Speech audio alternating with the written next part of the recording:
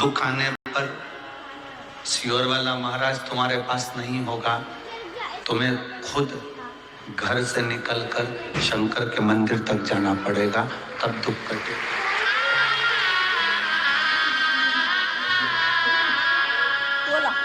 वो गुरु दूसरे होते होंगे जो तुमको अपने पास बुलाते होंगे, तुमसे कहते होंगे कि हमारे पास बैठो। परशु महापुराण की कथा में शंकर भगवान की कथा करती है।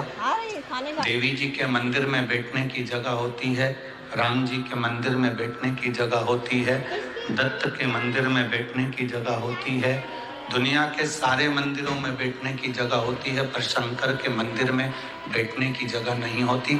चारों तरफ इतना पानी पड़ा होता है कि अपनी साड़ी बचाकर और कपड़े बचाकर सावधानी से बैठना पड़ता है। और दूसरा व्यक्ति पानी शिव को चढ़ाने की जगह तुम पे चढ़ा के चले जाए, उससे पहले निकल कर अपने घर चले जाओ।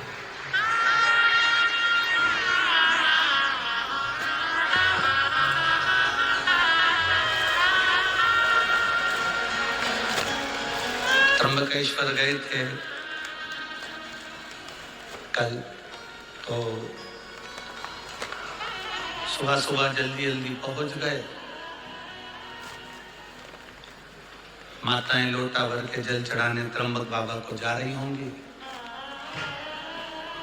अब वो भीड़ भड़का किसी को बताया तो था नहीं, पर फिर भी इतनी भीड़ हो गई और पूरे पानी के लोटे, सुबह सुबह तो ठंड, और ऊपर से उन्होंने उंडेल दी है हम पर।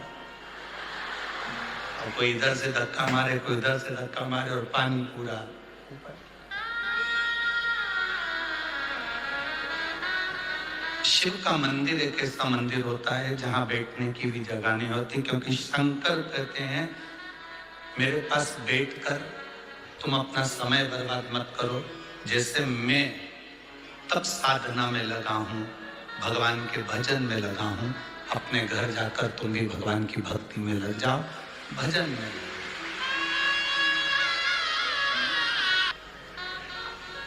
असली गुरु होगा तो दो चीजें पूछता है असली गुरु। असली गुरु अपनी जिंदगी में दो बातें अपने शिष्य से हमेशा पूछता रहता है। कैसे हो?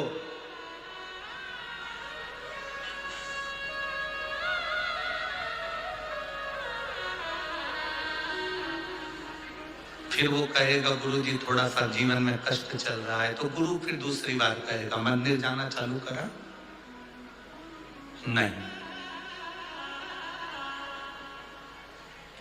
दो चीजें गुरु जरूर कर देता है, एक तो कैसे हो, और दूसरा आपने मंदिर जाना प्रारंभ किया, मंदिर जा रहे हो,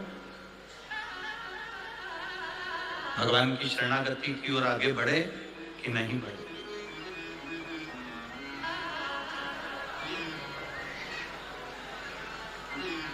ये मानव शरीर की प्रधानता है।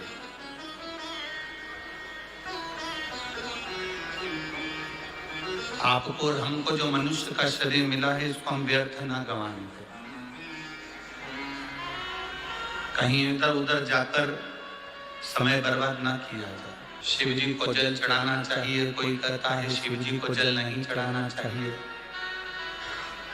कोई कहता है शंकर जी का रुद्राक्ष पहनना चाहिए, कोई कहेगा नहीं पहनना चाहिए,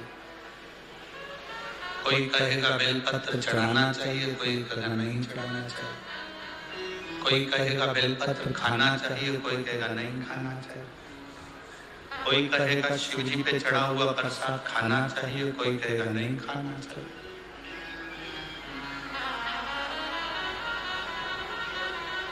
तुम किसकी सुनोगे?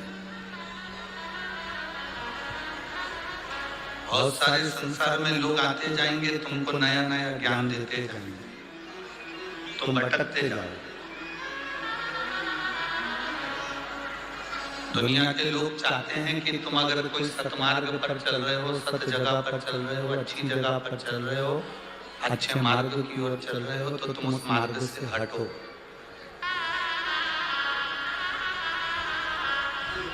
तुम्हारा मार्ग अगर प्रशस्त है, तुम्हारा मार्ग अगर ठीक है, तो उसके से हटाने का प्रयास करेंगे।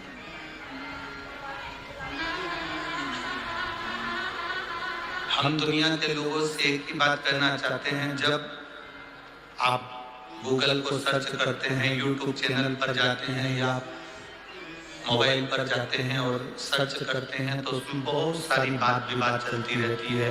एक महाराज कुछ कह दिए, दूसरे महाराज ने उसकी टांग खींच दी, दूसरे ने कहा, तीसरे ने उसकी टांग खींच दी, तीसरे ने कहा, चौथे ने उसकी टांग खींच दी। कहीं श्लोक में गलती निकालते, कहीं कोई बात में गलती निकालते। दिन भर बैठ कर यही काम हो रहा है।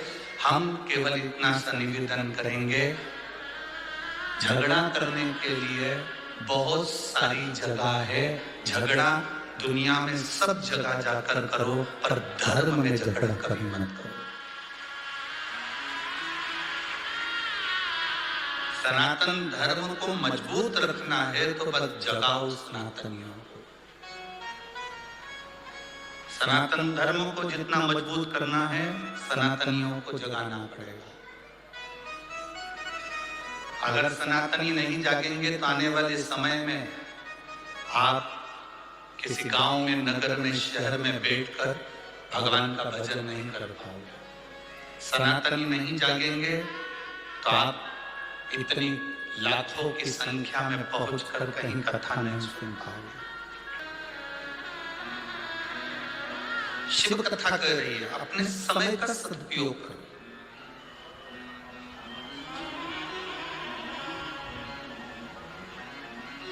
सुख ढूंढने के लिए हमें दूसरी जगह नहीं जाना। कई माताएं कहती हैं मेरे बेटे की शादी हो जाए, मेरी बहू आ जाए, वो मुझे सुख देगी।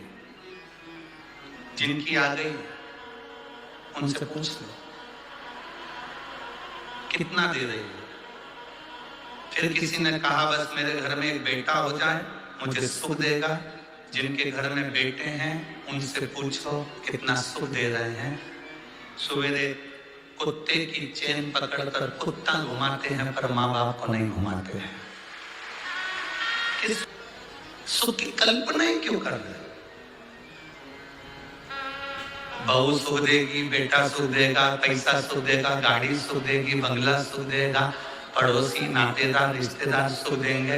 अरे सुख जब हमारा खुद का शरीर हमको नहीं दे रहा, कभी घुटना दुखे, कभी कोहनी दुखे, कभी हाथ दुखे, कभी कान दुखे, कभी छींक आ जाए, कभी खांसी चल जाए, कभी कमर दुख जाए, तो खुद का शरीर सुख नहीं दे रहा तो दूसरा क्या खाक सुख देगा?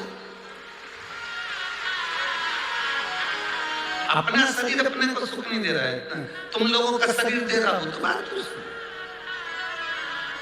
खुद का शरीर सुख नहीं देता। 2-3 दिन अच्छा रहता है, कहीं आंख दुखने लगती है तो दवाई डालो, कान दुखे तो दवाई डालो, घुटना दुखे तो बाम लगाओ, आइडेक्स लगाओ, कोहनी दुख रही, हाथ दुख रहा, कभी सोते सोते गर्दन दे गई।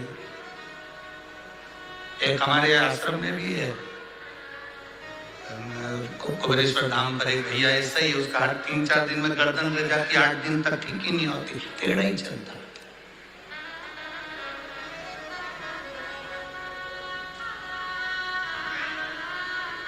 सुख ढूंढो। अब तुम सुख ढूंढने के लिए गए हो, जब सुख अपना शरीर नहीं दे रहा तो दूसरा से क्या आस लगाना है? हम दूसरे से क्या आस लगाना? हाँ, जिंदगी का सबसे बड़ा सुख अगर कहीं है, 5 दिन 7 दिन जो आप कथा के पंडाल में बैठते हो, अपनी मस्ती में कथा का रसतत्व ग्रहण करते हो, दर्शन करते हो, चले जाते हो, वो सुख है। शिव मंदिर में जाकर एक लोटा जल चढ़ा रहे हो, बाबा से अपने दिल की बात कह रहे हो, वो सुख है। सच्चे गुरु की शरणागति में बैठकर कुछ ज्ञान ले रहे हो, वो सुख है। गौ माता की सेवा कर रहे हो, वो सुख है। माता पिता की सेवा कर रहे हो, वो सुख है। टेंशन को छोड़कर अपनी पत्नी, अपने बच्चों के साथ भले गरीबी की जिंदगी जी रहे पर खुश होकर जी रहे, वो सुख है। उसको सुख है। अमीर को सुख मिलता है गले में सोने की चेन से।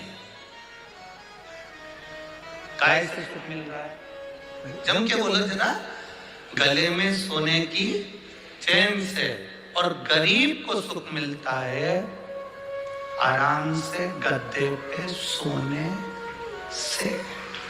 नींद भरपूर आ जाए, चैन की नींद आ जाए, समझ लो दुनिया के सबसे बड़े सेठ तुम हो।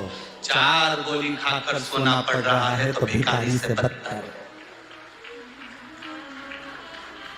4 गोली खाकर अगर सोना पड़े, थायराइड की गोली, बीपी की गोली, शुगर की गोली, नींद की गोली, 4 5 गोली रात को खा के सोना पड़ रहा है, और तुम कह रहे हो मैं से, तुम काय का से? प्रथम सुख निरोगी काया। दुनिया का सबसे बड़ा सुख है आपकी काया अच्छी रहना चाहिए। तो आप बड़ा पाव भी खाओगे तो पच जाएगा, नहीं तो बड़ा अलग पाव लग जाएगा। काहे का मतलब? शरीर में सुख नहीं और तुम अन्य सुख की बात करो। लाखों का धन भले तुम्हारे घर में हो, और अगर तुम 4 5 गोलियां रोज की खाकर सो रहे हो तो तुम सुखी नहीं हो। धन से कभी कोई संसार का व्यक्ति सुखी नहीं हुआ, उसको आत्मा से और मन से सुखी होना पड़ेगा, अपनी चित्त वृत्ति से सुखी होना पड़ेगा। भगवान नारायण वैकुंठ में रहते हैं, लक्ष्मी जी से कहते हैं मुझे जगत की चिंता है। भगवान ब्रह्मा सरस्वती के साथ ब्रह्मलोक में रहते हैं और ब्रह्माणी से कहते हैं मुझे जगत की चिंता है। इंद्रलोक में रहते हैं और कहते हैं मुझे अपने सिंहासन की चिंता है। गरुण वरुण 33 कोटि देवी देवताओं को देखिए, सबको चिंता लगी हुई है। केवल एक देवाधिदेव महादेव एक ऐसे हैं जिनको विश्वनाथ कहते हैं, उनको विश्व की चिंता नहीं, विश्व को अपना परिवार समझकर संभाल कर चलते। तुम विश्व से मतलब रखते हो तो विश्वनाथ छूट जाता है। जिस दिन तुमने विश्वनाथ को अपना बना लिया, उस दिन विश्व स्वयं तुम्हारा हो जाए। हम चिंता में क्यों ग्रसित हैं? क्योंकि हम परिवार को अपना समझते हैं।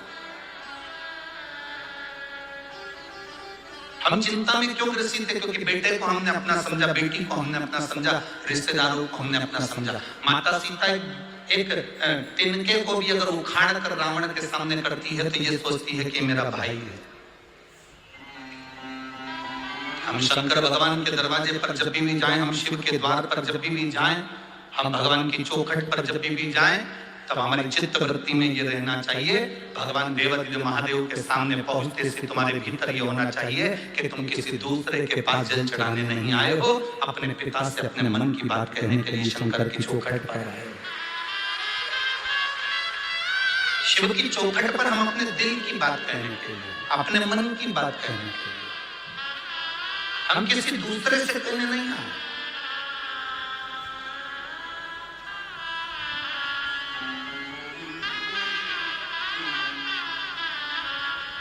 पेंट में कितनी जेब होती है? आप लोग पहनते हो ना, हमने भी पहने बचपन में। कितनी जेब होती है? 2। पहले की शर्टों में कितनी जेब होती थी? जम के बोलो। 2। टी शर्ट में 2 जेब, पैंट में 2 जेब, चड्डा में 2 जेब। 2 जेब पैंट में है, शर्ट में है, टी शर्ट में है। 2 जेब क्यों देते हैं? 2 जेब इसलिए देते हैं कि एक जेब में तुम मोबाइल रख लो, एक जेब में तुम पैसा रख लो, और दूसरी जेब में रुद्राक्ष या माला या भगवान का नाम रखकर चलो। एक जेब में तुम दुनिया की सामग्री रखो, मना नहीं है। एक जेब में तुम दुनिया की वस्तु रखो, मना नहीं है। पर दूसरी जेब में एक बेलपत्र या तुलसी की माला या रुद्राक्ष की माला या भगवान का नाम दूसरी जेब में, या गीता रामायण अपनी दूसरी जेब में शंकर की अनुमोदन, शंकर की भक्ति को रखकर चलो।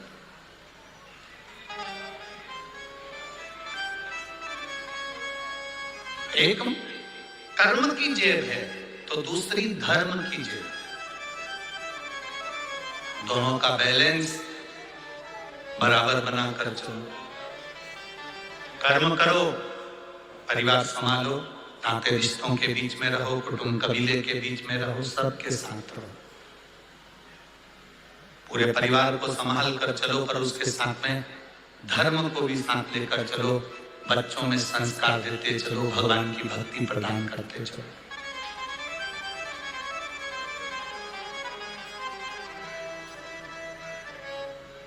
आप छोटे छोटे बच्चों को अगर मंदिर तक भेज रहे हो, छोटे छोटे बच्चों को शंकर जी के मंदिर में एक लोटा जल चढ़ाने के लिए भेज रहे हो, छोटे छोटे बच्चों को धर्म की ओर भेज रहे हो, तो उसमें सीहोर वाले महाराज का कोई फायदा होने वाला नहीं हो कि तुम्हारे बच्चे मंदिर जाएंगे तो सीहोर वाले को कुछ मिल जाएगा।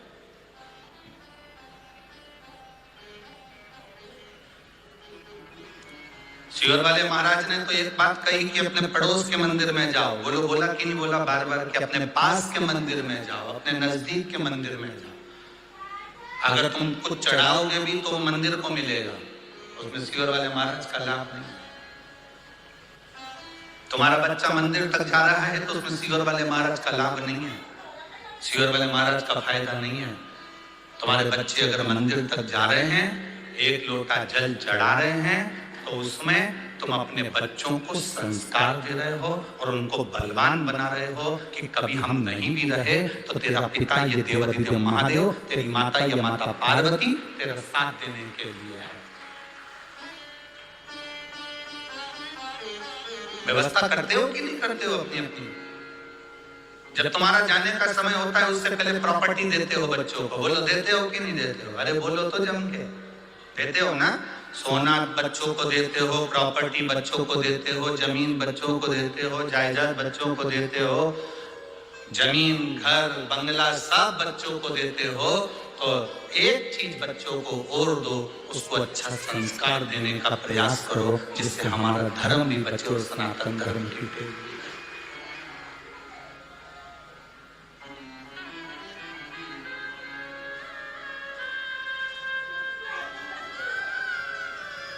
सवेरे सवेरे से चिल्लाकर हर माँ अपने बच्चे से कहती है, जा दूध की थैली लेके आ, जा पानी भर के लेके आ, जा सब्जी लेके आ, जा तरकारी भाजी लेकर आ। ऐसे सवेरे उठकर चिल्लाकर तुम्हें कहना चाहिए, जा शंकर के मंदिर में एक लोटा जल चढ़ाकर जाओ, शिव के दरवाजे तक जाओ, शंकर की चौखट तक जाओ, उसके द्वार तक जाओ। उसके दरवाजे तक अगर तुम चले गए, जल चढ़ाकर अगर आ गए, तो वो भी एक ना एक दिन तुम्हारे दरवाजे पर खड़ा मिलेगा। इसलिए तुम उसकी चौखट तक जाते रहो, उसके दरवाजे तक जाते रहो। खूब पढ़ाओ बच्चों, तुम्हारी कैपेसिटी जितनी है उससे दुगना बच्चों को पढ़ाओ। और बच्चों से भी कहेंगे तुम्हारी कैपेसिटी से ज्यादा तुम विद्या का अध्ययन करो, अपनी मेहनत करो, अपना कर्म करो, पर कर्म के साथ में धर्म को भी साथ लेकर चलो। मेहनत करते रहो और बाबा का गुणगान भी करते रहो कि मैं अकेला नहीं हूं, मेरे विद्या अध्ययन में मैं अकेला नहीं हूं, मेरे कंपटीशन एग्जाम में मैं अकेला नहीं हूं।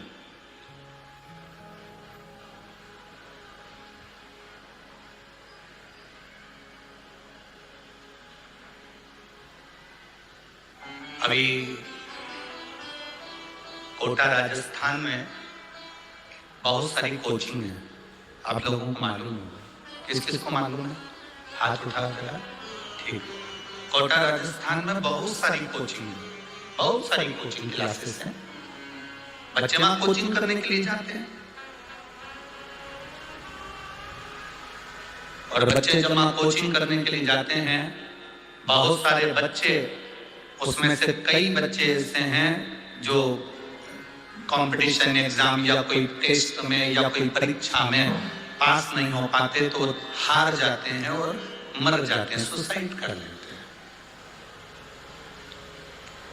अब माता पिता ने कोचिंग वालों पर केस लगाया कि तुम्हारे कारण हमारे बच्चे मर रहे हैं।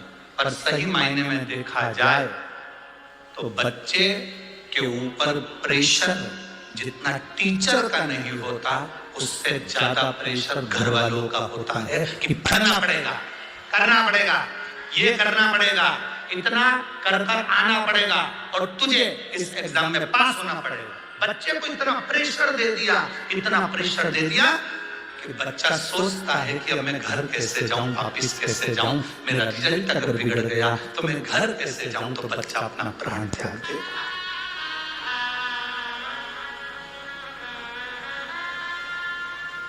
अपने बच्चे को इतना प्रेशर मत दो, इतना प्रेशर, अपने बच्चों को इतना प्रेशर मत दीजिए कि बच्चा अपना शरीर ही त्याग दे। उससे कहो चिंता करने की जरूरत नहीं है, भरसक मेहनत कर, पूरा कर्म कर, और महादेव को अपने हृदय में बिठा कर रख। एक जेब में जैसे पैसा और मोबाइल रहता है तो दूसरी जेब में महादेव को लेकर चल। अपने साथ अपने दिल में अगर शिव है तो तुझे डूबने नहीं देगा। ये उसको बल कीजिए, हम बच्चों को बल नहीं देते। कई माताएं कह देती है हमारे बच्चे भी छोटे हैं गुरुजी, कोई मंदिर जाएंगे, जल चढ़ाएंगे, छोटे बच्चे हैं ये कोई मंदिर जाएंगे। हम कहते हैं बांस बांबू जितना गीला होता है उसको नवाओगे तो डलिया बन जाएंगे, बांबू को जितना नवाओगे उससे खिलौने बन जाएंगे, बांबू को जितना नवाओगे वो नब जाएगा। बांबू बांस अगर सूख गया तो उसको नवाओगे तो वो नबेगा नहीं। बांस को नवाना है, जब तक वो गीला है तब तक नवाओ। बांबू को नवाना है, जब तक वो गीला है तब तक नवाओ। सूख गया किसी काम का। संस्कार दीजिए बच्चों को जिससे बच्चे आगे की ओर बढ़े। महाराज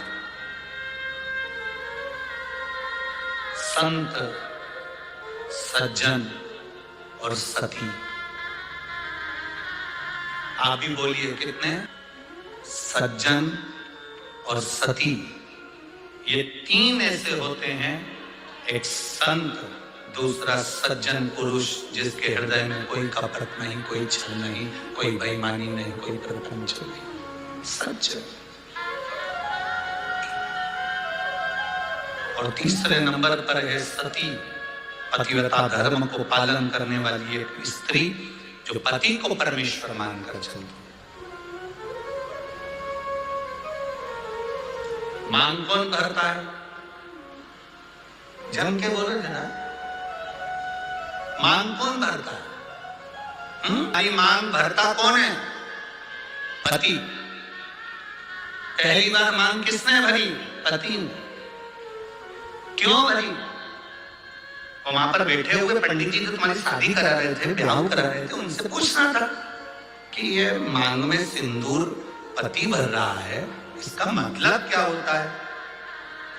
इसका क्या मतलब है मांग भरने का?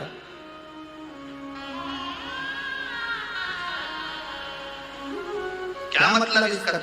उन पंडित जी से पूछना था कि मांग में सिंदूर पति भर रहा है, पहली बार मांग पति भर रहा है, तो मांग भरने का मतलब क्या है?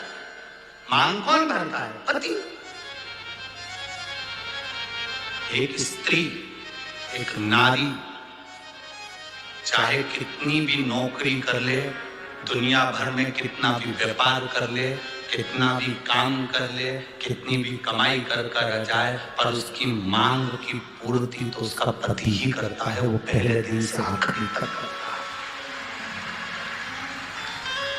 मांग भरना मतलब मांग की पूर्ति करना। तुझे दूसरे के आगे हाथ फैलाने की जरूरत नहीं है, तुझे दूसरी जगह पर जाने की जरूरत नहीं है। मैंने तेरी मांग भरी है, मांग जब पहली बार मैंने भरी है तो आखिरी तक तू जिंदा है, तब तक मैं तेरी मांग की पूर्ति करता रहूंगा, तेरी मांग बढ़ते रहूंगा। तो चिंता मत करना। थोड़ी दुख, थोड़ी तकलीफ, थोड़ा कष्ट जिंदगी में आ सकता है, थोड़ी गरीबी जीवन में आ सकती है, थोड़ा सुख जीवन में आ सकता है, थोड़ा कष्ट जीवन में आ सकता है। कष्ट आए तो यह मत सोचना कि मांग कोई और भर देगा ना। मांग मैंने भरी है, मैं तेरा पति हूँ। जिंदगी में कैसा भी दुख आएगा मांग में ही भरूंगा, तुझे साथ लेकर चलूंगा और फिर अपन पार उतर जाएंगे। अपने को टेंशन नहीं लेना।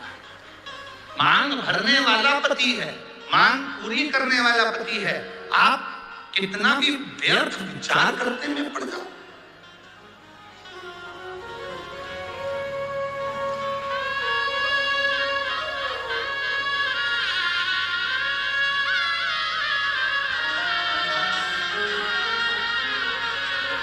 पूर्ति करनी।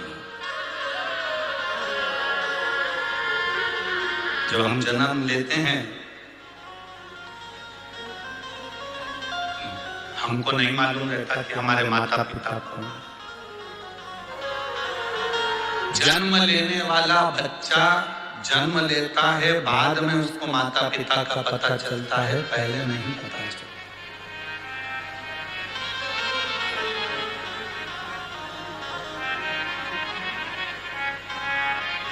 जन्म के समय पर तुम्हारे घर में गुलाब जामुन रखी है, पर जन्म लिया बच्चा गुलाब जामुन नहीं खाता। नासिक के बच्चे खाते हो तो बात जन्म लिया बच्चा तुम्हारे घर में बेसन कितना रखा है, गुलाब जामुन कितनी रखी है, मैदा कितना रखा है, रवा कितना रखा है, शक्कर कितनी रखी, गुड़ कितना रखा, घी कितना रखा। जन्म लिया बच्चा कुछ नहीं खाता, केवल जन्म लिया बच्चे के लिए जन्म के बाद सबसे जरूरी अगर कुछ होता है तो वो माँ का दूध होता है। ले लेता है, घर में ढेर सारा सामान पड़ा होता है, पर बच्चे के लिए वो कीमती से कीमती सामान भी ठोकर है, उसके लिए कुछ मतलब नहीं। उसके लिए माँ का दूध कीमती है। जिससे जन्म लिए बच्चे के लिए दुनिया की सारी सामग्री रखी है, पर केवल माता का दूध उसके लिए आहार है। उसी तरह मरने वाले व्यक्ति के प्राण छूट रहे हों और उसके रिश्तेदार उसको आके हीरे की अंगूठी पहनाए, जीजा जी तुम चिंता मत करो, हीरे की अंगूठी पहनाओ। जीजा जी वेंटिलेटर पर पड़ा हुआ ऑक्सीजन खींच रहा, और ये उसको गुलाब जामुन, रसगुल्ला, इमरती, भजिया, पकौड़ा खिलाएं तो वो खाएगा। जन्म लिए बच्चे को माँ का दूध जरूरी है, और मरने वाले व्यक्ति के लिए शिव का नाम जरूरी है। उसको तुम्हारे धन दौलत, गुलाब जामुन, पेड़ा, जलेबी, इमरती से कोई मतलब नहीं। हमारा तो निवेदन है, आप किसी बीमार व्यक्ति को देखने के लिए हॉस्पिटल में जाएं, कुछ लेकर जाएं, ना जाएं, पर हॉस्पिटल में पहुंचकर उस व्यक्ति से जब मिले तो 2 बार या 5 बार भले मन में बोल लो, पर श्री शिवाय नमस्तुभ्यम बाबा इसको जल्दी ठीक कर देना, श्री शिवाय नमस्तुभ्यम बाबा इसको स्वस्थ कर देना, श्री शिवाय नमस्तुभ्यम बाबा इसको बड़ी बीमारी हो गई आप हल कर देना। अपना करा हुआ थोड़ा सा भजन उस जीव को दीजिए। हम किसी सच्चे गुरु के सामने क्यों जाते हैं? हम किसी संत के सामने क्यों जाते हैं? हम किसी भक्त के सामने क्यों जाते हैं? क्योंकि उसकी दृष्टि हम पर पड़ गई। केवल मात्र दृष्टि पड़ गई तो हमारा कल्याण है। अरे बाबा तेरे चरणों के होना हमें दास है, तेरी चरण रज से बुझानी हमें प्यास है। हम क्यों जाते हैं? उसके दर्शन हो जाए, नेत्र मिल जाए, उसकी कृपा हो जाए, मात्र दृष्टि पड़ी सुख हो जाए, मात्र दृष्टि।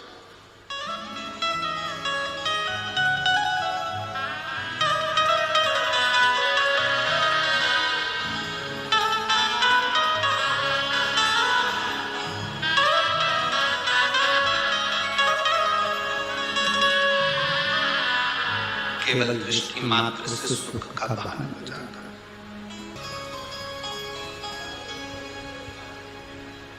झूठे नाते झूठे रिश्ते संग यहाँ से बाबा कोई न जाने, तेरा नाम केवल एक सहारा, तेरा नाम केवल एक सहारा, कहीं छूट जाए दामन तुम्हारा। ओ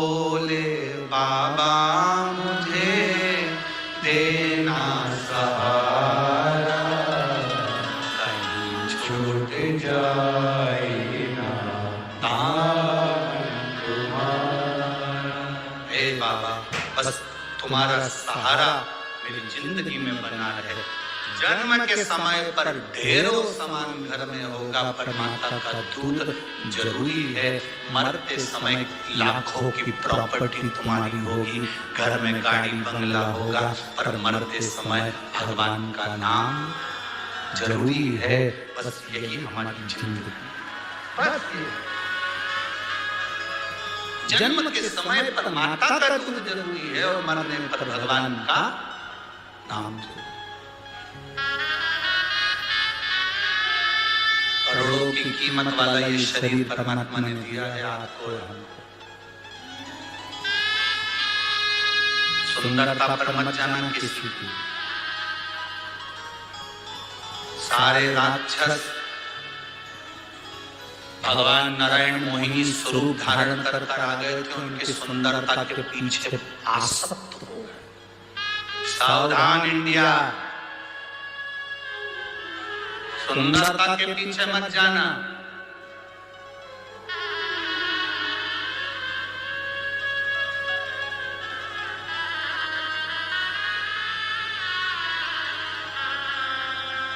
बिल्कुल सुंदरता के पीछे। मोहिनी स्वरूप धारण कर भगवान आए और असुरों ने भगवान की सुंदरता देखी। कितनी सुंदर नारी, कितनी सुंदर स्त्री, फंस गए सुंदरता के चक्कर।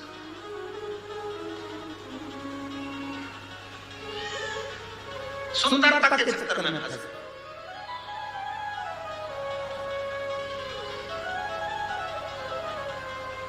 और ऐसी सुंदरता के चक्कर में फंसे कि वो अमृत का जो कलश था वो भूल गए और मोहिनी के चक्कर में पड़ गए। मोहिनी ने कहा कि मैं अमृत बांटूंगी, तुम इधर बैठ जा, तुम इधर बैठ जा।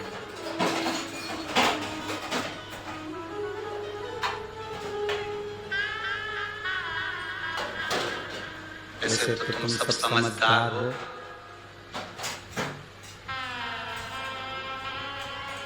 सुंदरता मतलब दिखावा। किसी दिखावे की ओर हमको नहीं जाना। और अमृत मतलब क्या? उस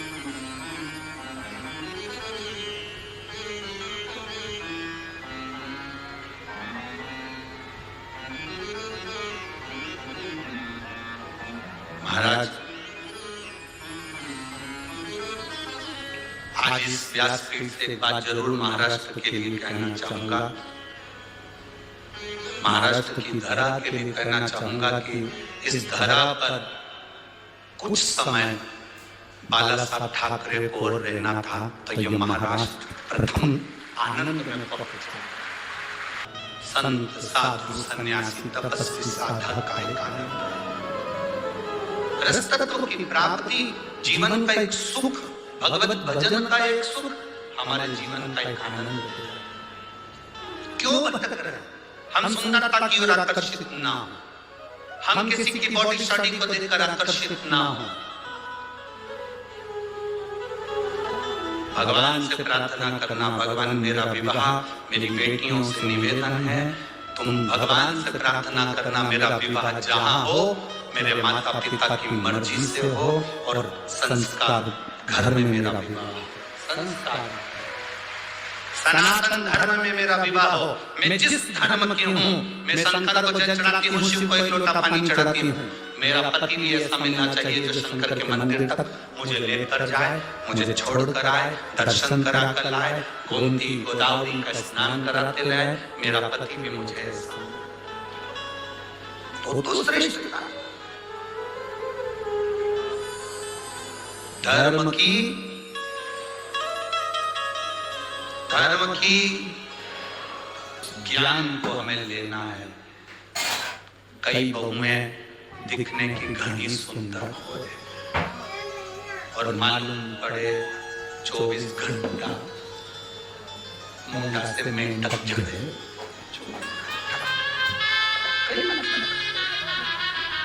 सास भी बोलती हैं बहू बहुत अच्छी है, चाहिए, घर संभाल ली, काम कर लिया, बढ़िया है। भाई सुंदरता के चक्कर में पड़ोगे तो जिंदगी नरक बन जाएगी। जैसे असुरों ने मोहिनी स्वरूप को देखा और उस सुंदरता में फंस गए और अमृत छूट गया, उसी तरह आप दुनिया को देखने में लग गए, संसार की चमक दमक में रह गए, दुनिया की चमक धमक में आप रह गए तो फिर ज्ञान प्राप्त नहीं कर सकते, भगवान को प्राप्त नहीं कर सकते।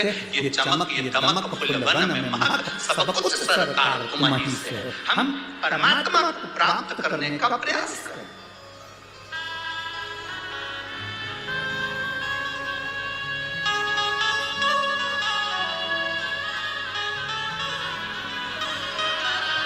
हम उस ईश्वर को प्राप्त करने का प्रयास करें।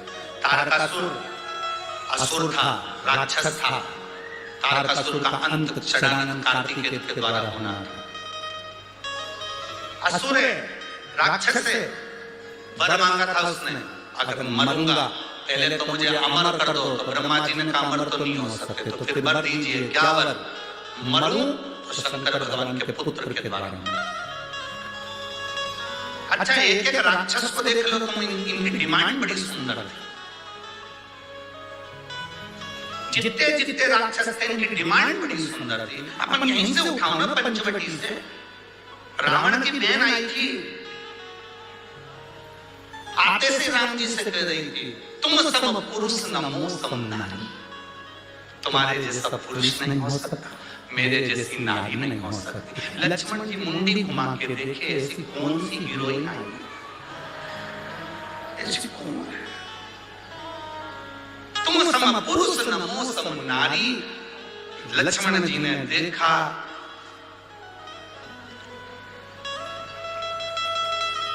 लक्ष्मण जी समझ गए ये तुम सम पुरुष नमो सम नारी और रावण के पूरे कुल पे चला देगी आरी। ये कोई साधारण नारी? अभी रुक जाओ, आते सी एक एक असुर को देखो, एक एक राक्षस को, उसने डिमांड कितनी सुंदर करी। डिमांड देखिए, उसने सूर्पनखा ने आते से कहा, तुम सम पुरुष नमो सम नारी। तुम्हारे जैसा पुरुष नहीं होगा, मेरे जैसी नारी नहीं होगी। क्या चाहती हो? बस मैं तुम्हें अपना बनाना चाहती हूँ। दुनिया की पहली राक्षसी थी जो परमात्मा से सीधे जाकर कहती है, तुम मेरे हो जाओ और मैं तुम्हारे हो जाऊं। दुनिया की पहली राक्षसी थी जो भगवान के सामने जाकर कहती है कि तुम मेरे हो जाओ, मैं तुम्हारी हो जाऊं। मैं तुम्हारी पत्नी बनना चाहती हूँ, तुम मेरे पति बन जाओ। भगवान से कह रही है, किसी दूसरे से नहीं कह रही है। आज की होती तो ना जाने किससे किया थी, जो जरा सा गाड़ी में पेट्रोल डलवा दे, जिनके पास खुद की गाड़ी नहीं है, सुधरने के लिए आई है, सुधरने के लिए गाड़ी आई और मालूम पड़े बस 50 रुपए का पेट्रोल डलवा लिया, हुड़ हुड़ करके 25 रुपए की चाउमीन खिला दी। इसको इतना पसंद आ गया, गाड़ी सुधारने वाला। हम किसी को कहेंगे नहीं, बस तुम समझ जाओ, इशारा काफी है। और फिर हमारे सनातन धर्म की बेटी लुभान्वित हो गई और दूसरे धर्म में चली गई, फिर चली गई। जरा सा दिखा फैशन, जरा सा दिखा जो हमारे सनातन धर्म का हो, हम धर्म से छोड़ जाए। सुंदरता पर मत जाना, मोहिनी स्वरूप की सुंदरता। राक्षस फंस गए, असुर फंस गए। कितनी सुंदर बात उस सूर्पनखा ने राम जी से कही कि तुम सम पुरुष नमो सम नारी। में राम जी को अपना बनाना चाहती हूँ, किसी दूसरे को वो अपना बनाने नहीं गई। बनाने गई तो राम को अपना बनाने गई। हम सबसे अगर ज्यादा ज्ञानवान थी तो सूर्पनखा थी, जो भगवान को अपना बना रही है। हम दुनिया को अपना बनाते हैं पर भगवान को अपना नहीं बनाते। पर सूर्पनखा भगवान को अपना बना रही है। वो विद्वान है, ज्ञानवान है, वो भगवान को अपना बना रहे।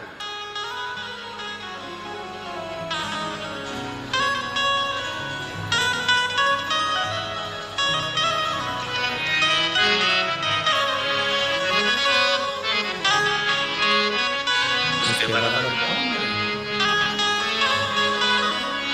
महाराज ये भाव अपने भीतर हो, अपने बहुत देर तक सूर्पनखा राम जी को तकती रही, बहुत देर, बहुत देर।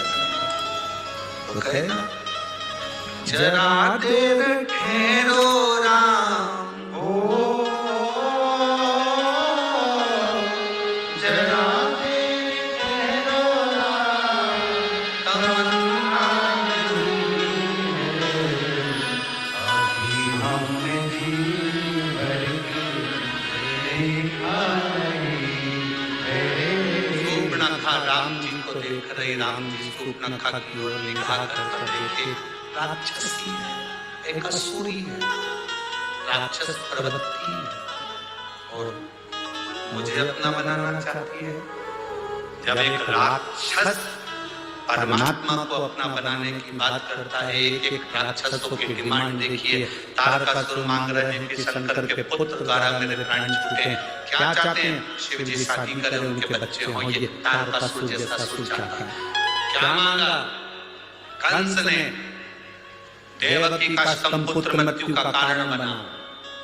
देवकी का स्तंभ पुत्र क्या मांगा? रावण ने भगवान स्वयं संसार में सांसारिक मनुष्य बनकर आए, प्राण छूटे। जितने राक्षस हुए, हिरण्यकशिपु ने क्या मांगा? ना नीचे मरो, ना ऊपर मरो, ना अंदर मरो, ना बाहर मरो, ना अस्त्र से, ना शस्त्र से, ना दिन में, ना रात में, ना नर से, ना पशु से, ना 12 महीने में मरूं। जगत के कल्याण के लिए 12 महीने से अधिक कर दिया, अधिक मास ला दिया। किसी रूप में ना मरूं। तो नरसिंह भगवान प्रकट हुए। जरा विचार करिए कि हमारे हित के लिए राक्षसों ने उनकी मृत्यु भी मांगी, तो अपने संसार के हित के लिए मांगी, संपूर्ण विश्व के कल्याण के लिए।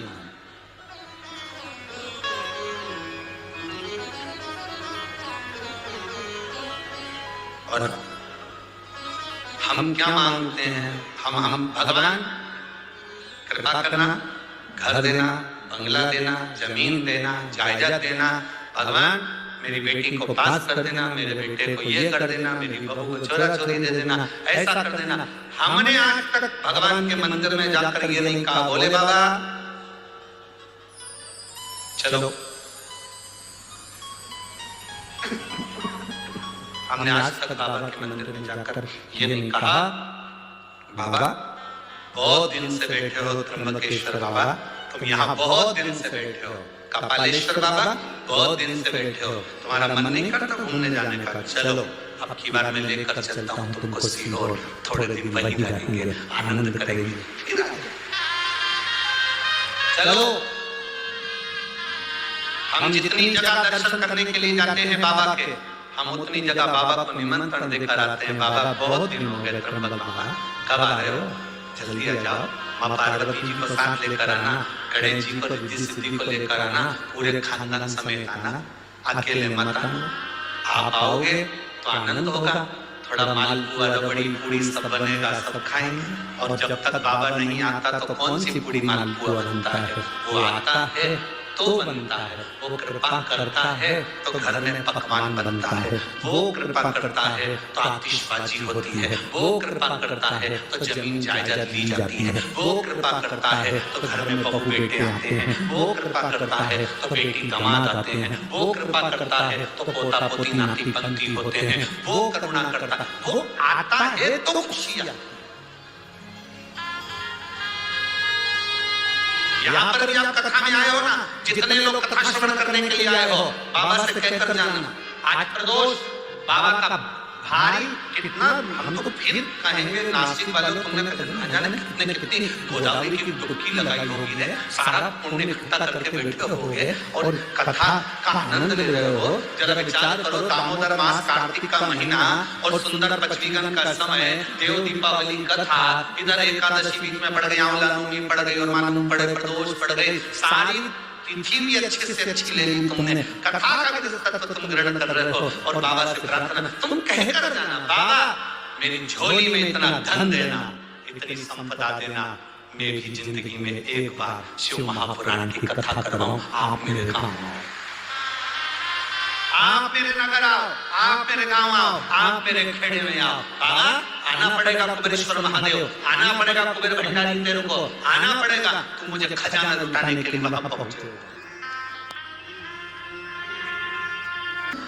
महिषासुर की बहन महिषी ने वर मांगा था कि शंकर और विष्णु के संतान के द्वारा मेरे प्राण छूटे। कौन हो गए थे? जब के बोलो अय्यप्पा स्वामी। अब किसने वर मांग लिया? तारकासुर ने। मेरे प्राण छूटे भगवान शंकर के पुत्र द्वारा। जब विष्णु और शिव के पुत्र द्वारा उनके प्राण छूटे तो अय्यप्पा स्वामी प्रकट हुए और महिषासुर की बहन महिषी के प्राण हरे। अब तारकासुर के लिए शंकर भगवान के पुत्र के द्वारा मरू। तारकासुर ने उपद्रव मचा दिया, हाहाकार सब दूर मच गया। जब हाहाकार मचा तब करे देवता एकत्रित हुए, देवता एकत्रित हुए। शिव जी तो समाधि में लीन थे। क्यों? क्योंकि सती मैया जलकर भस्म हो चुकी थी, तो बहुत ज्यादा मन ठीक नहीं था। साथ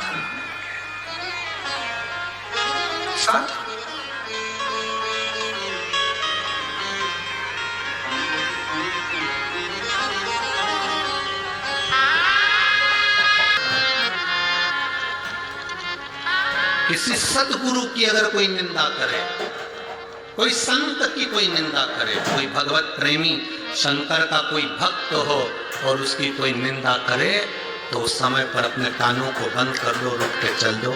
अगर कोई बोल रहा है तो जवाब जरूर दो, उसको उत्तर जरूर दो कि तेरा क्या बिगाड़ा जो तू निंदा करने में लगा है, निंदा करने में लगी है। कभी तुझसे मिला, कभी तुझसे मिली, क्यों निंदा करते? किसी शिव भक्त की निंदा करना, सुनना महापाप की गिनती में। भगवान विष्णु ने शंकर जी की निंदा सुनी थी, इसलिए उनको घोड़े का मुंह लगा था, हरिगिरी अवतार हुआ था। नारद जी ने शंकर जी की निंदा करी थी, इसलिए बंदर का मुंह लगा था। शिव की निंदा करने वाला, शंकर की निंदा सुनने वाला, शिव भक्त की निंदा करने वाला, सुनने वाला महापापी की गिनती में। भला किसी का कर न सको तो जम के बोलो जरा, बुरा किसी का मत करो। आप अच्छा नहीं कर सकते, कोई बात मत करो, पर बुरा तो ना करिए।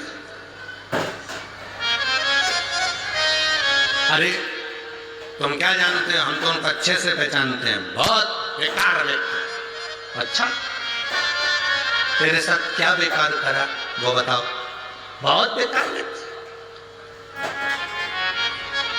उनके पास तो इतनी गाड़ी आ गई, इतना बंगला आ गया, इतनी दौलत आ गई, इतना धन आ गया, इतनी सत्ता आ गई। गाड़ी घोड़ा दौलत सत्ता दिख रही है, पर उस व्यक्ति ने जो जमीन पे से धक्के खा खा कर जो आगे बढ़ा। बहुत मिलेंगे तुमको शिव की निंदा करने वाले भी। हमें निंदा से मतलब नहीं, हमें शिव की भक्ति से मतलब रखना है, हमें शंकर के गुणगान से मतलब रखना है, हमें शंकर के भजन से मतलब रखना है। कथा, आप जितने लोग कथा सुनने आए हो, बस एक निवेदन है, अगर झोली पसार कर आए हो ना, तो इतना सा अपने अंदर याद रखना कि हमें ना तो कभी शंकर की निंदा सुनना है और ना कभी हमें शंकर की निंदा करना है। शिव निंदा से दूर रहिए, शंकर की निंदा से दूर। कहा तारकासुर का अंत हो,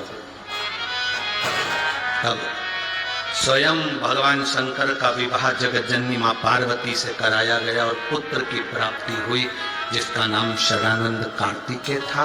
कार्तिकेय जी ने तारकासुर का तो संहार कर दिया, उसके हृदय में बाण न लगे, क्योंकि शिव उसके हृदय में। पापी से पापी जीव, बेकार से बेकार व्यक्ति भी अगर शंकर की भक्ति करता,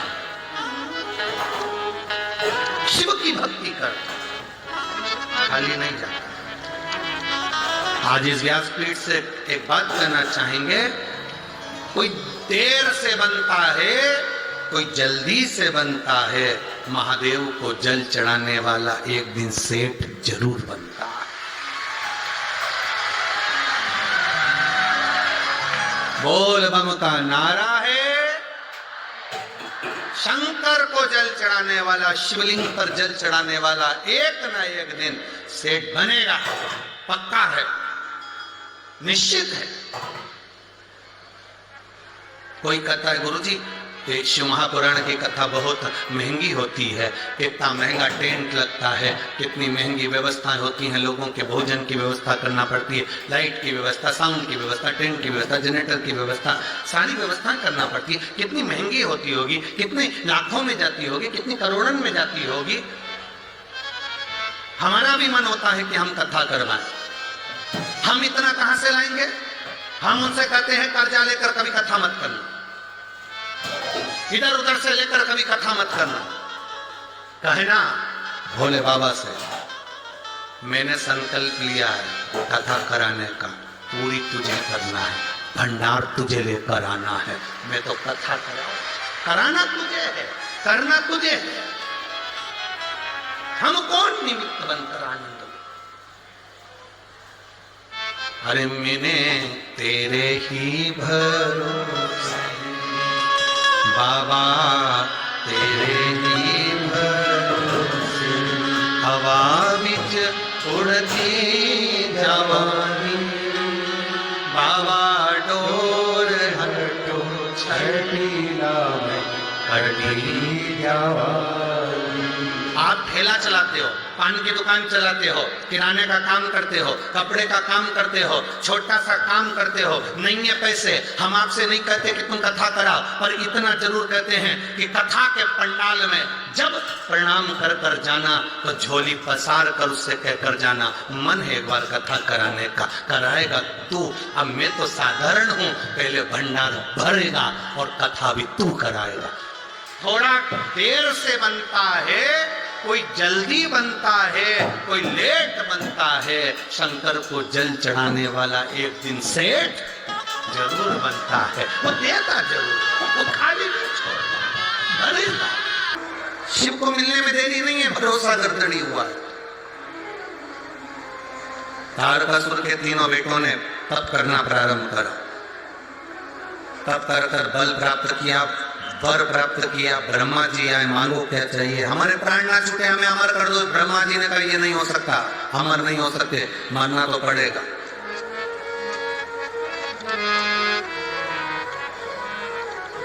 अच्छे से सुन लेना मेरी नासिक की जीजी और मेरे जीजाओं। महापुराण की कथा कहती है तारकासुर के तीनों बेटों ने वर मांग लिया ब्रह्मा जी से, हमें वर दो, हम मरे ना। ब्रह्मा जी ने कहा ये कभी नहीं हो सकता, मरना तो पड़ेगा, तो वर दीजिए। हम तीन के लिए तीन पुरी का निर्माण कर दो जिस नगर में हम रहे। सोना चांदी और लोहे की तीन नगर बसाए गए जिसमें वो रहने को तैयार हुए। हम तीनों तब मरे जब तीनों पुरियां एक साथ एक बाण से, एक तीर से या एक शस्त्र से भेदित हो जाए। हम तीनों मरे तो एक साथ मरे। ब्रह्मा जी ने तथास्तु कर दिया। तारकाक्ष, विधुमाली, कमलाक्ष की तीनों ने उपद्रव मचा दिया, बहुत उपद्रव। अब करे क्या? सारे देवता एकत्रित होकर भगवान शिव जी के पास में गए। बाबा बाबा बाबा ने कहा क्या बात है? इन तीनों को मारना है। शंकर भगवान बोले मैं इनको नहीं मार सकता, मैं मार ही नहीं सकता। कारण तारकासुर का नियम था शंकर जी के शिवलिंग की पूजन करना, उनकी आराधना करना। रावण का जैसे नियम था शिव जी की आराधना करना, कंस का जैसे नियम था शिव की आराधना करना, इंद्र का नियम था शिव की आराधना करना। जितने देवता 33 कोटि शंकर की आराधना करते हैं, जितने असुर राक्षस संसार के शिव की आराधना करते हैं, उसी तरह तारकासुर के तीन बेटे तारकाक्ष, विधुमाली, कमलाक्ष की, ये तीनों अपनी अपनी नगरी में, सोने की नगरी में, चांदी की नगरी में, लोहे की नगरी में, अपने अपनी पुरी में, अपने अपने नगर में, अपने अपने शहर में शंकर की आराधना करते, पाप ही नहीं करते।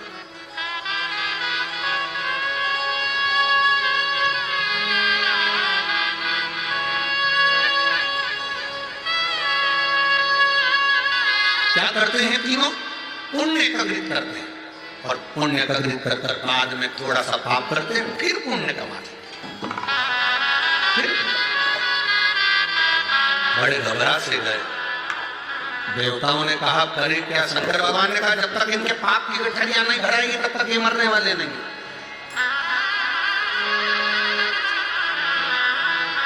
इसीलिए तो कथा में कहा था, अरे मत बुरे कर्म कर बंदे वरना पछताएगा, भगवान की आंखों से तू बच नहीं पाएगा, तू बच नहीं पाएगा।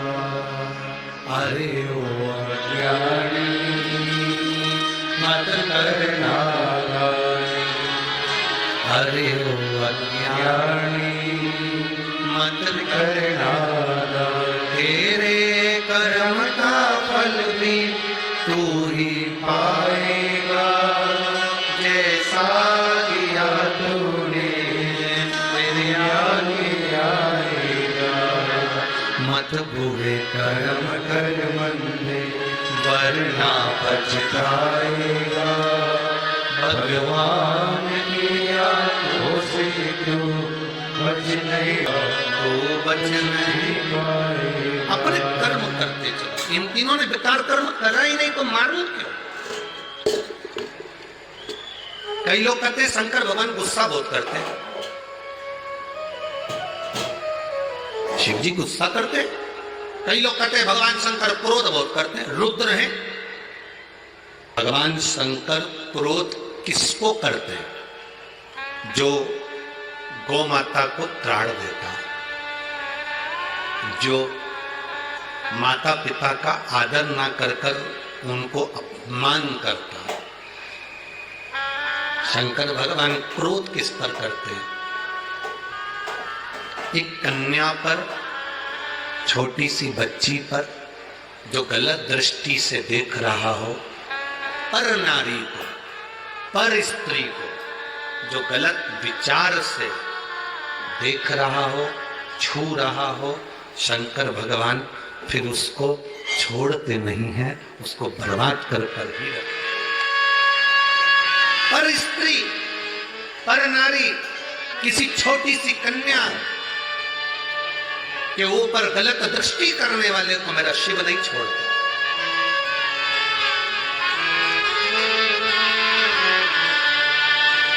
बहुत ध्यान रखिएगा इस बात के लिए। आप अपना स्वभाव, अपनी दृष्टि, लोग कहते हैं शिव क्रोध करते हैं, हम कहते हैं शंकर ऐसे क्रोध नहीं करते। शंकर भगवान का एक नाम है आशुतोष। क्या नाम है? आशुतोष। आशुतोष का मतलब क्या होता है? सहज, सरल, जो मांगो दे देता है। एक लोटा जल नहीं है, 3 बार ताली बजाओ, बम बम बोलो, उतने में राजी होकर वर प्रदान कर कर चले जाता है वो देवाधिदेव महादेव।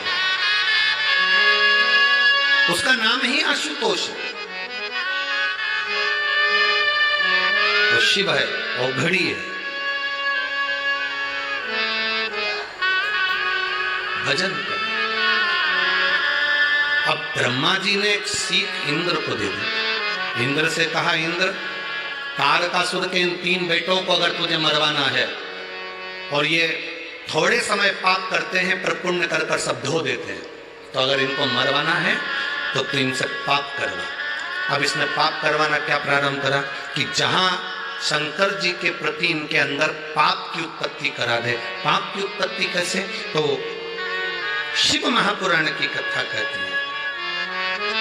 आप अगर शंकर के मंदिर नहीं जा सकते कोई बात नहीं, नहीं जा रहे कोई बात नहीं, शंकर को एक लोटा जल नहीं चढ़ा रहे कोई बात नहीं, शंकर की कथा नहीं सुन रहे कोई बात नहीं, पर शिव महापुराण की कथा कहती है कि कभी भी अपने मुख से शिव की निंदा करना बंद कर दो। बस इतना भी कर लिया तो तुम्हारी जिंदगी सार्थक हो। शिव महापुराण की निंदा ना करें, शंकर की निंदा ना करें, शिव भक्त की निंदा ना करें। शंकर का कोई अविरल भक्त हो उसके लिए कभी आप शब्द ना करें।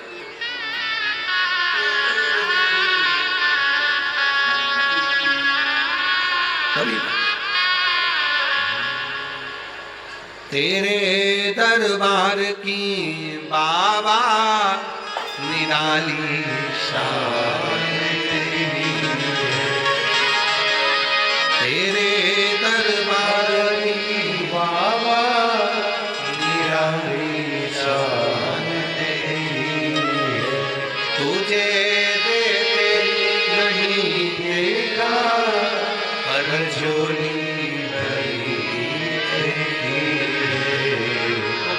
सोचे समझे दुनिया को दे देता है और लोग उसकी निंदा में लग जाएं। शिव भोला है, भोले की कभी निंदा ना करे। अपने घर में कोई व्यक्ति सीधा सरल होता है, बहुत सहज होता है, उसकी निंदा ना करे, उसके लिए अपशब्द ना,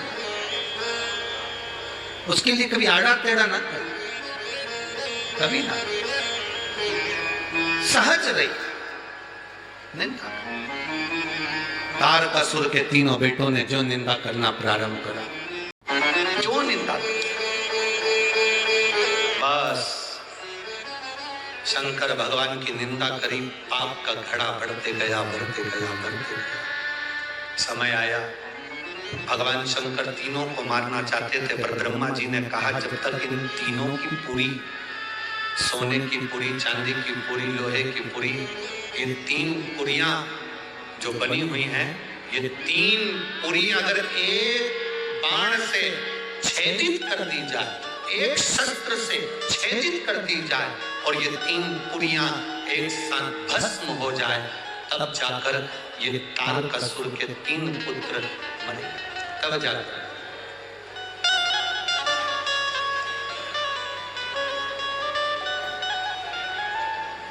तीन पुरियां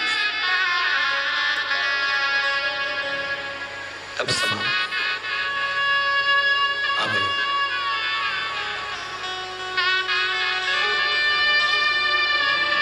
तीन पुरियां समाप्त कर, कैसे समाप्त हो? देवादिदेव महादेव ने शस्त्र छोड़ा, सोने की पुरी में से निकलकर चांदी की पुरी में से होते हुए वो लोहे की पुरी की ओर चले गए। आप लोगों ने कभी सुना होगा, आप लोगों में से कितने लोगों ने सुना वो हमको नहीं मालूम, पर शिव महापुराण की कथा एक बड़ी सुंदर बात कहती है कि सोने का जो डब्बा होता है, थोड़ा ध्यान देंगे आप लोग तो आपके स्मरण में आ जाएगा। जिस डब्बी में आप सोने की अंगूठी रखते हो, जिस डब्बी में आप सोने की लौंग रखते हो, जिस डब्बी में सोने का कोई सामान रखते हो, उसमें चांदी नहीं रखी जाती। किसने सुन रखा है? कभी सुना होगा, आप लोगों के स्मरण में होगा कि सोने की जो डब्बी होती है उसमें चांदी नहीं रखते, मतलब चांदी के साथ सोना नहीं रखा जाता। सोने के साथ चांदी नहीं रखी जाती, चांदी के साथ सोना नहीं रखा जाता। अगर किसी ने सुना होगा, आप लोगों में से कितने लोगों ने सुना, जरा हाथ उठाओ जरा, सुना है ना? अब वो प्रसंग जो हमारी आप लोगों की दादी सास कहती थी, सास कहती थी, आपके बुजुर्ग कहते थे कि सोने के साथ चांदी मत रखो, चांदी के साथ सोना मत रखो, कभी उसका प्रसंग अपने दिमाग में लिया कि ये प्रसंग कहां से आया? तो ये प्रसंग अगर कोई तुमसे पूछे आप उत्तर दे सकते हो। तारकासुर के तीन पुत्र की तीन पुरियां सोना, चांदी और लोहे की थी। इन तीन पुरियों को भगवान शंकर ने भस्म किया, अर्थात जिस डब्बी में सोना रखा है और जिस डब्बी में उसी में चांदी रख दी जाती है और स्त्री या पुरुष उस सोने को अपने शरीर पर धारण करता है या उस चांदी को अपने शरीर पर धारण करता है, उसकी आयु क्षीण होती चली जाती है। कई लोग कहते हैं इनकी तो उम्र अच्छी थी, फिर ये ऐसा क्यों हुआ? जरूर सोने की डब्बी में चांदी अगर रखी गई है तो उसमें उस चांदी की चीज को महिला ने अपने पैर में पहन लिया, बिछुड़ी पहन ली, अंगूठी चांदी की पहन ली, उसमें सोना भी था, वो सोना पति ने पहन लिया, तो उसमें आयु की क्षीणता। डब्बी खाली है, उसमें सोना रखा है, मना नहीं। डब्बी खाली है, उसमें चांदी रखी है, मना नहीं। पर दोनों चीज एक साथ अगर रखी है तो हमारे शास्त्र वर्णन नहीं करता उसको। पाँव की बिछुड़ी है सोने की अंगूठी के साथ रख दी, ये हमारे यहाँ शास्त्र में है। उसका अलग कर दिया। आयु की छन अब कहा, मन में आ गए। शिव जी ने 7 कर बाण छोड़ दिया। 3 पुरियों को भगवान भोलेनाथ ने भस्म कर दिया। 3 अब 3 पुरी एक साथ भस्म हो गई। 3 पुरी को भस्म करा, इसलिए भगवान शंकर का नाम जम के बोलो त्रिपुरारी हो। क्या नाम पड़ा? 3 पुरियां तो भस्म हो गई, पर ये 3 असुर अभी हारे नहीं है। आक्रमण करा। देवादिदेव महादेव ने भी देवताओं से कहा, तुम सब पशु बन जाओ, मैं तुम्हारा पति बनूंगा। तुम सब पशु बनो, मैं पति बनूंगा। शंकर भगवान पति बनकर, पति का मतलब होता है भरण पोषण करने वाला, पति का मतलब होता है संभालने वाला, पति का मतलब होता है रक्षा करने वाला, पति का मतलब होता है तुम्हारे साथ संग रहने वाला, पति का मतलब होता है तुम्हारे कदम से कदम मिलाकर चलने वाला, उसको पति कहते हैं। शिव जी का नाम पशुपतिनाथ हुआ। बड़े नंदी का रूप लेकर 33 कोटि देवताओं को छोटा पशु बनाकर भगाया। शंकर भगवान ने तीनों असुरों को एक साथ इकट्ठा करा। तारकाक्ष, विदुमाली, कमलाक्ष इकट्ठे हुए। शिव जी ने अपने बड़े नुकीले सींग से तारकाक्ष, विदुमाली को जैसी मारा, कमलाक्ष के पीछे से निकलकर फरसा उठाकर शंकर जी का सिर काट दिया। शिव जी का सिर कटा। कटते से ही भगवान शंकर का सिर सीधे नेपाल में गया, तो डोलेश्वर महादेव पशुपतिनाथ के नाम से विख्यात हो गए। बोल पशुपतिनाथ भगवान की। धड़ पत्थर में नीचे दब गया। दबा। शिव जी ने सोचा ये आज नहीं मरे तो फिर नहीं मरेंगे। सामने आए, त्रिशूल उठाया, तारकाक्ष, विदुमाली और कमलाक्ष को पीछे से भगवान शंकर ने मार दिया। तीनों असुर समाप्त हो गए। जय जयकार हो गई। शंकर भगवान ने तारकासुर के 3 पुत्रों को मारते समय शिव जी के 2 नाम प्रकट हो गए, एक त्रिपुरारी और दूसरा पशुपति। एक त्रिपुरारी नाम हुआ, एक पशुपतिनाथ नाम हुआ। देवता प्रसन्नचित्त हो गए, आनंदित हो गए। प्रसन्नचित्त होकर देवताओं ने पुष्पों की वृष्टि करना प्रारंभ करी। घी के दिए जलाए, पवित्र नदियां, बावड़ी, तालाब, आंवले का वृक्ष, बेलपत्र का वृक्ष, पीपल का वृक्ष, बट का वृक्ष, सुंदर सुंदर वृक्षों के नीचे जाकर दीप प्रज्वलन करना प्रारंभ करा। लक्ष्मी ऊपर से निहार रही थी। भगवान देवादिदेव महादेव, पशुपतिनाथ, त्रिपुरारी शंकर भगवान ने लक्ष्मी को बुलाया। बड़ी सुंदर सेविका है माँ लक्ष्मी। भगवान शंकर की बड़ी आराधना करते हैं, बहुत। शिव जी ने कहा, लक्ष्मी तुम ऊपर से निहार रही हो, बात क्या है? लक्ष्मी जी कहती हैं, नारायण की आज्ञा नहीं, अभी मैं दीप पर्व पर नीचे गई थी मृत्युलोक में, पर इस पर्व पर नहीं आ सकती। देवादिदेव महादेव ने कहा, सुनो लक्ष्मी, दीपावली के दिन संसार के मनुष्य दीप लगाकर अपनी दिवाली मनाते हैं। जिस दिन मैंने त्रिपुरासुर का संहार करा, त्रिपुरारी बना, आज सारे देवताओं ने दिवाली मनाई है। सुनो लक्ष्मी, जिसके दरवाजे पर दीप प्रज्वलित हो, उसी दरवाजे के 5 दीप वृक्ष के नीचे, तालाब, बावड़ी, नदी, कुआं के स्थान पर, किसी शिव मंदिर की चौखट पर, अपने घर के बाहर के चौक पर, तुलसी के क्यारे पर, जिसके द्वार से ये 5 दीप निकल कर जाएं, लक्ष्मी तो देव दीपावली के दिन उनके घर में प्रवेश करना, तो वर्ष भर निकल कर बाहर मत जाना, साल भर निकल कर बाहर मत जाना। दीपावली के दिन जितना लक्ष्मी का प्रभाव है, उससे 1000 गुना ज्यादा प्रभाव लक्ष्मी जी का देव दीपावली के दिन होता है। देव दीपावली बहुत प्रभाव।